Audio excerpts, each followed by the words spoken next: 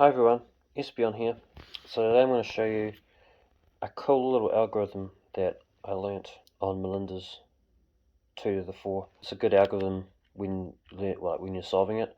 Sometimes when you're solving this 2 by 2 with RKT, you can get a case where you have the end cap twisted 180 degrees, and this is similar to this is also called RKT parity.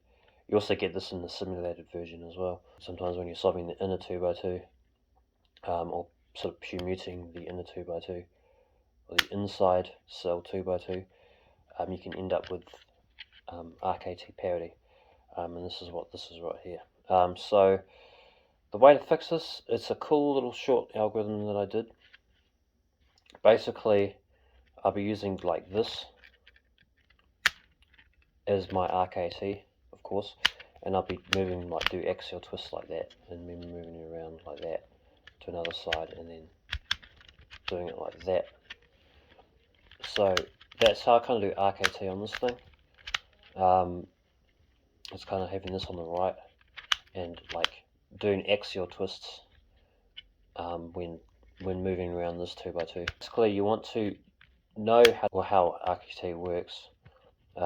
But basically, if you wanted to do an R prime U prime, instead of going R U R prime U prime, you have to account for the RKT, because of course that would not be sort of like legal. So the way you would do it is you'll go R, because this is your R, so you're going to use this as like sort of a buffer. So this is going to be your R. So you do an R like that and bring that back, because it's like an axial twist. So you do an R, then a U. So when you do the U, you want to move the U into the buffer like that, and then do a U and do that axial twist there. And then once you've done that, you want to turn the right into the buffer. So this is your right down here. You've got to remember that your right piece, or the right side, is down here, because this is your U that you moved in.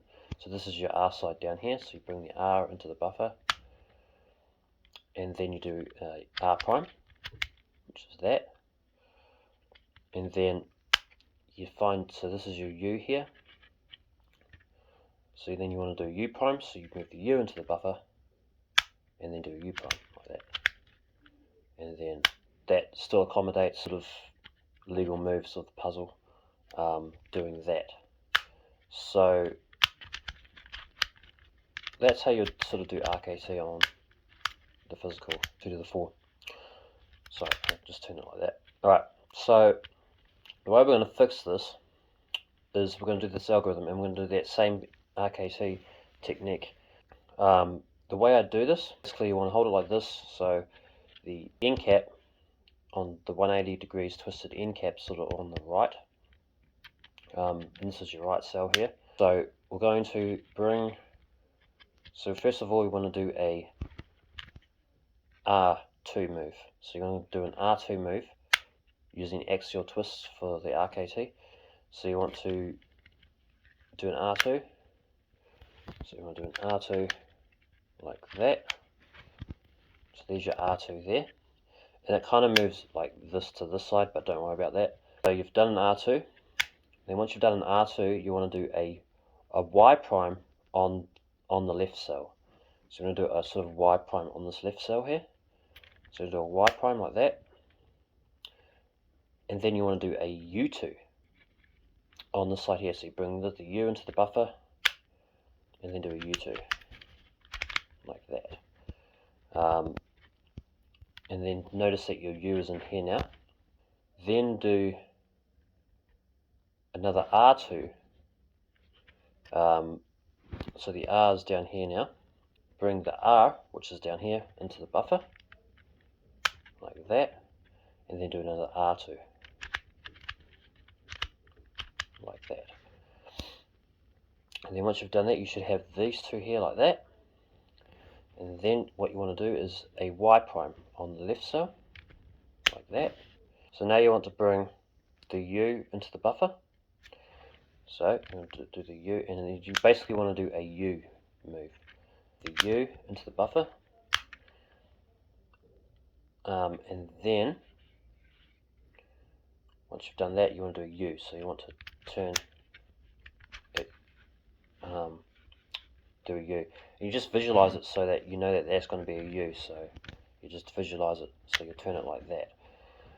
And so now you've done a U, and then you want to go back to the R side and then do an R2. So you want to, so now there's your R side down there, then move the R side into the buffer and do an R2.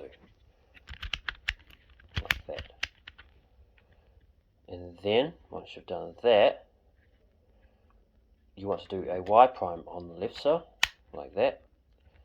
And then you want to do a U2 again. So you move the U into the buffer and then do a U2, like that.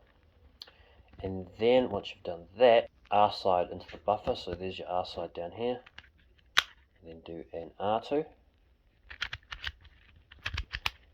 and then a Y prime on the left cell, like that. And then you want to do a U on the U side. So do the U on the U side like that, put that into the buffer, and then do a U. And then that should fix your RKT parity there. And then once you've done that, you can just find what's in the middle, which is green, so go green, and then fix it, and then it's solved. So let me show you that a bit quicker. An R2, then a Y prime, and then a U2, and then another R2, Y prime, and then a U. And then R2, Y prime, U2, then R2, Y prime, and then a U. Just that. Well, that's how I twist the end cap on Melinda's 2 to the 4. So I hope you enjoyed it. Hope that helped. And yeah, thanks for watching.